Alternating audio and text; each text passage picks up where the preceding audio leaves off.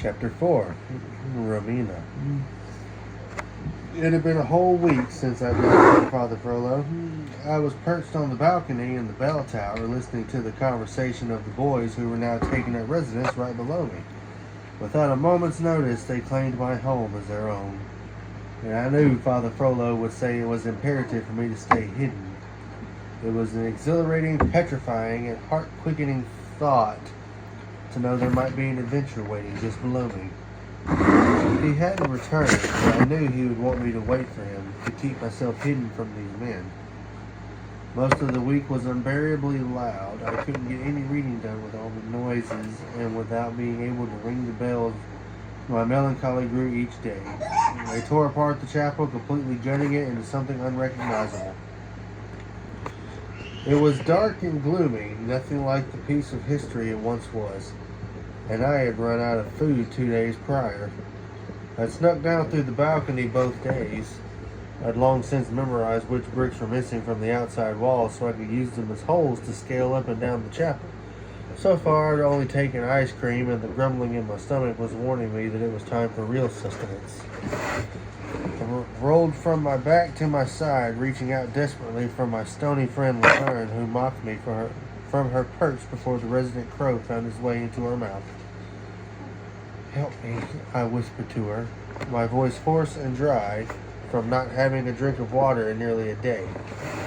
She returned a gray look that said I shouldn't have shoved breadcrumbs in her mouth for the birds. She wouldn't have helped me regardless. It wasn't her style. She was more into a hands-off approach. It's been a week since I rang my bells. Not that there was a soul who cared. I doubt anybody even noticed.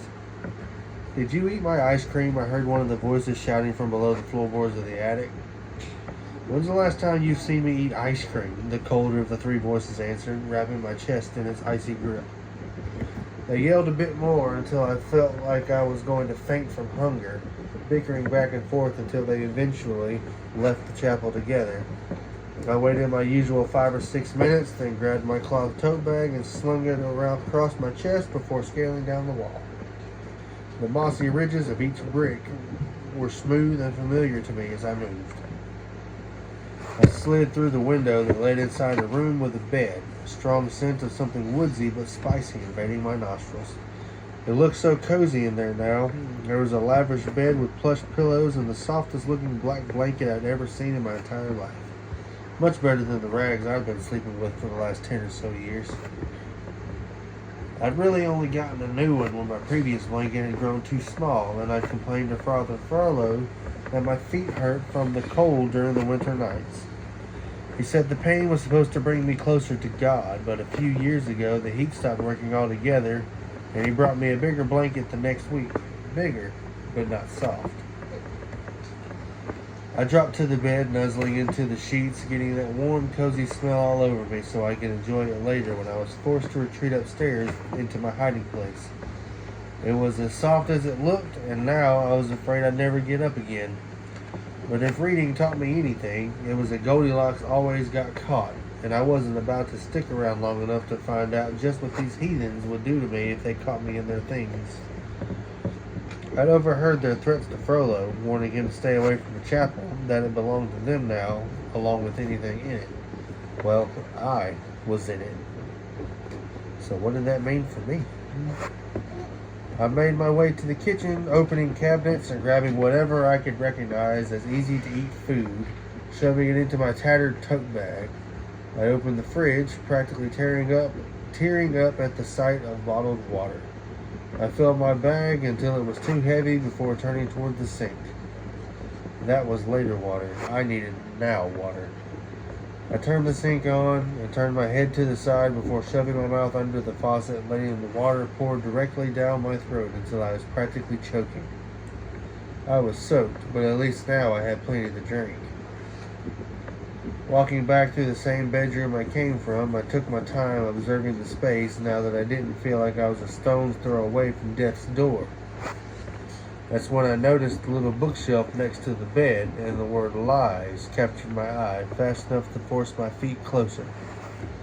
I picked it up and tucked it under my arm before climbing out of the window and making my way back to my bell tower.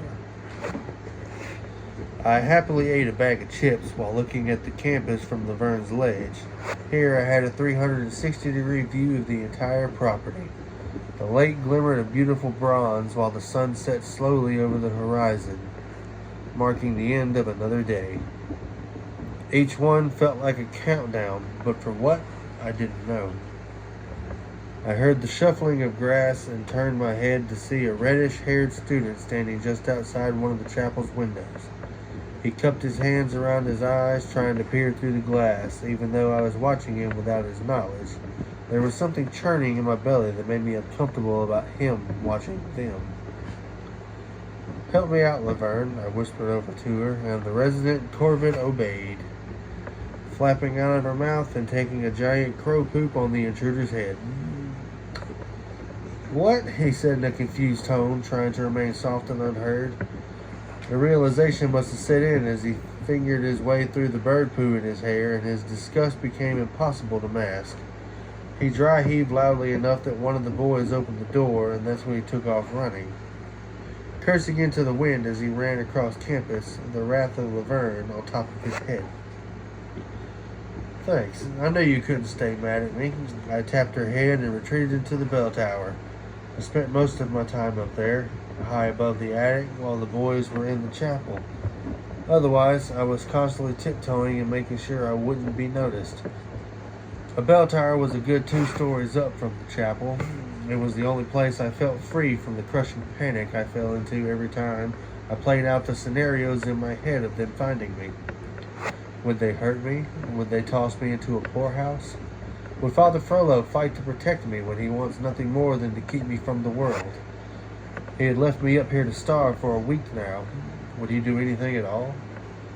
The heat of the summer was in full force, and I swept my silver and black hair into a bundle before tying it to the top of my head, letting the cool breeze dry the sweat beading across the back of my neck. I reached into my tote bag of treasures, courtesy of the men living below me, and pulled out a cold can of something. It said hard seltzer on it, whatever that meant. What was soft seltzer? Was the can made of a different material? I drank big gulps of the fizzy, fruity drink, suddenly feeling a pressure in my stomach from the bubbles piling up. The sound of my belch must have hit every tree in the nearby vicinity. Afraid of having revealed myself, I bent over the ledge of the stone balcony to look below. Too close. Anxiety wrapped its angry claws around me as my heart beat in my chest thunderously. And from my nerves alone, I finished the can in 3 or 4 more swallows. It was fantastically refreshing, each gulp calming me down even more despite the slight discomfort of the bubbles. I cracked open another can and chugged it down before realizing I'd soon have to climb all the way down again just to pee. Since Father Frollo wasn't coming for me, I didn't have to pretend to use the bucket. I burped loudly again, this time giggling at how the drink could force it out of me no matter how hard I tried to fight it. I reached into my tote and pulled out the book I'd found, still smelling the spicy, woodsy scent of that bedroom soaked into the pages. I hadn't gotten anything new to read in weeks now. The worst part about summer break was that the campus buildings like the library had locked up until term started again. I would have read a service manual for a lawnmower. I was so desperate to consume new content. Running my fingers over the cover of the book, I admired the satin feel of it under my touch before finally noticing the title, God of Lies. I read the first few pages before the words began to blur into each other. My vision wasn't the only thing that was hazy. It felt like my whole body was buzzing. What was in that drink? I stood up, my head feeling light and woozy from the sudden change. I shoved another handful of chips down my throat before I stepped and stumbled a bit. The room shifted under me and the floorboards lost their focus. Or maybe I lost my focus. A wave of dizziness that paired itself with nausea struck me hard. The room spun, and I lowered to my knees, slowly crawling my way over to Maria, as if she could in any way help me. She was just a bell. Maybe I should have stayed outside where Laverne could see me. Maybe she'd carry me to my bed. Unlikely. She'd already done me a favor today. A second would be pulling teeth at this point.